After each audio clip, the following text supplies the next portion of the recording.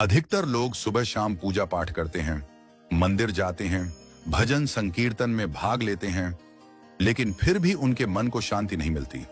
ऐसा क्यों होता है? इस विषय में एक प्राचीन कथा प्रचलित है जो यह स्पष्ट करती है कि पूजा के बावजूद भी मन अशांत क्यों रह जाता है। प्राचीन समय की बात है। एक गांव में एक महिला रहती थी। वह बहुत धार्मिक थी। प्रतिदिन सुबह सायं पूजा पाठ करती थी। घर में मंदिर बनवाया था जिसमें नियमित दीपक जलाती, भगवान की आरती करती और भजन गाती। गांव में जब भी कोई संत या साधु आते, वह उनका आदर सत्कार करती, उन्हें भोजन कराती, यथाशक्ति दान पुण्य भी करती। फिर भी उसका मन हमेशा बेचैन और अशांत रहता। उसे लगता कि जीवन में कुछ कमी है, कोई अधूरापन है। उसने कई बार भगवान से प्रार्थना की कि उसे सच्चा सुख और शांति मिले, परंतु उसका मन स्थिर न हो सका। एक दिन गांव में एक प्रसिद्ध संत पधारे। संत बहुत विद्वान थे। वे गांव-गांव घूमकर उपदेश देते थे और घर घर जाकर भिक्षा मांगते थे। जब संत उस महिला के घर भिक्षा मांगने आए तो महिला ने उन्हें आदरपूर्वक अन्नदान दिया और बड़ी विनम्रता से प्रश्न किया, महाराज, मैं प्रतिदिन पूजा करती हूँ, नियम पूर्वक व्रत उपवास करती हूँ, साधु संतों की सेवा करती हूँ, फिर भी मेरे मन को शांति क्यों नहीं मिलती? कृपया मेरे दुख का कारण बताइए। संत मुस्कुराए और बोले, मैं तुम्हारे प्रश्न का उत्तर कल दूंगा। अगले दिन महिला ने सोचा कि संत कोई विशेष उत्तर देंगे, इसलिए उसने उनके स्वागत हेतु स्वादिष्ट खीर बनाई। जैसे ही संत उसके द्वार पर पहुंचे और आवाज लगाई, वह खीर लेकर बाहर निकली। संत ने अपना कमंडल आगे बढ़ाया और कहा, इसमें खीर डाल दो।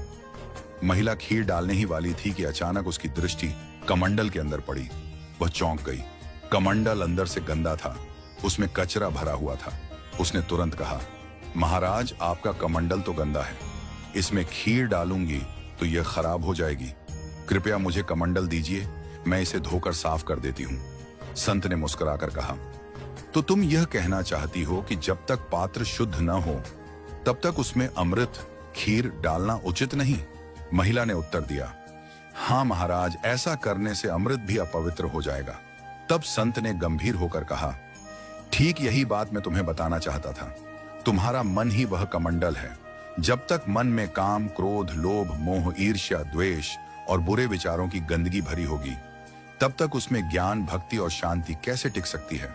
जब मन का पात्र अशुद्ध है, तब कोई भी उपदेश, कोई भी पूजा, कोई भी भजन उसका सही फल नहीं दे सकता। मन रूपी पात्र को पहले शुद्ध और निर्मल बनाओ। जब मन शुद्ध होगा तभी उसमें भगवत भाव और आनंद स्थिर हो सकेंगे। महिला की आंखें भर आईं। उसने पहली बार समझा कि केवल बाहरी पूजा करना पर्याप्त नहीं, भीतर का मंदिर भी पवित्र होना चाहिए। केवल पूजा पाठ और कर्मकांड से मन को शांति नहीं मिलती। जब तक मन क्रोध, लोभ, मोह और बुरे विचारों से भरा होगा, तब तक किसी भी अच्छे विचार का प्रभाव उसमें स्थायी नहीं हो सकता।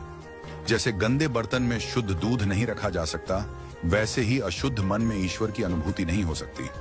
इसलिए मन को पहले शांत, पवित्र और निर्मल बनाना चाहिए।